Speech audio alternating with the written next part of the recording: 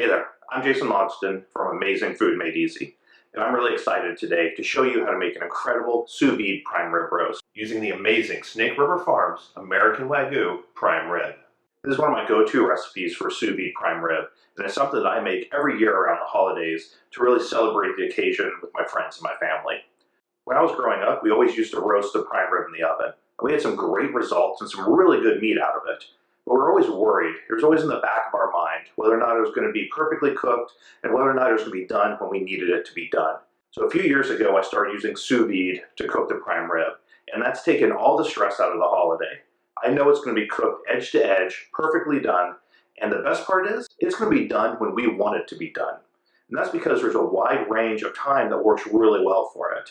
You can let it go an extra 2 or 3 hours, and there's going to be no loss of quality. It's still going to turn out perfect.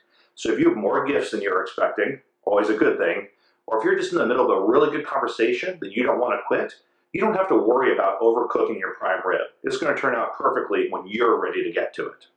This prime rib is from Snake River Farms. They gave me an 11-pound Gold Wagyu prime rib roast. You can see all the great marbling going throughout it.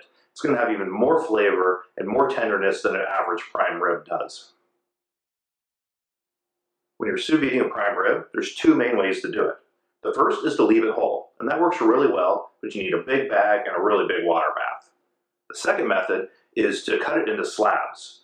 Each slab normally has 1 or 2 of the bones in it, and it's still a really big, thick piece of meat, and that's what I prefer to do. There's several benefits to it. You have more even cooking, you have shorter cooking times, and you can also heat it to different temperatures, which is nice if you have some people that like it at medium and others that like medium rare. When you're picking a temperature to sous vide your prime rib at, you just want to stick with the temperature that you normally like your steak done at. I like medium rare, so I tend to go for 131 degrees. Some people like more medium, which is around 135 to 140, and other people like it on the rarer side, around 125 to 128. The amount of time you need to sous vide your prime rib for is completely dependent on how thick it is. For a 2 to 3 inch slab, it's normally going to be about 3.5 to 4 hours. And I know that sounds like a long time, but remember, it's just sitting in the water bath. This is a completely hands-off process. A whole roast will take even longer, generally around 6 to 8 hours. But remember, even with the slabs, you can let these cook 5 to 10 hours with no loss in quality. And that means you don't have to stress about when it's going to be done, especially if you're running behind on the holiday. When I eat steak, I love rich, flavorful sauces on them, like a peppercorn cognac sauce or a pork demi-glace. I think they're amazing. But with an incredible piece of meat, like this Snake River Farms American Wagyu prime rib that you will have spent a lot of money on, I don't want to cover up the flavor of the beef itself. I'm just going to salt it, which will really allow the amazing flavor of this prime rib to shine. I'm just going to serve it with some basil compound butter. It comes together really quickly and will complement the flavor of the meat. They're not going to overshadow it in any way. For the recipe, first preheat the water bath to the temperature of your choice. I prefer 131 for medium rare. You're going to salt the meat, and then you're going to seal it in a sous vide bag.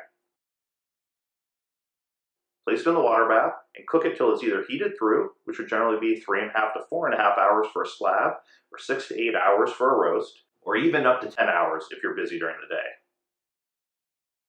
For the compound butter, take 5 tablespoons of butter, add black pepper, stir in 2 tablespoons of finely chopped basil, mash it all together, and then it's ready to be used. You can make this ahead of time and it will last in the refrigerator for several days. When you're ready to eat, remove the sous vide prime rib from the water bath. Take it out of the bags and dry it off really, really well. Making sure it's completely dry is key to getting a good sear. I like to use either paper towels or just a drying cloth to get all the moisture out of it. And give it a good sear. You're looking at about 1 to 2 minutes per side maximum. You just want to get a good crust on it without overcooking the inside of the meat. I like to use a cast iron pan and a blowtorch, but you can use any pan you have, or if you have a grill that gets up to high temperatures and it's not snowing out during your holiday season, then that's also a really good option. Once it's seared, you're ready to put it on a plate, add the butter, and serve it to your friends and family. You can either serve it whole as a big presentation, or you can plate it individually if you're looking for a more upscale meal. This sous vide prime rib has been a go-to recipe for me and my family for the last several years, and hopefully it can become a part of your family traditions too.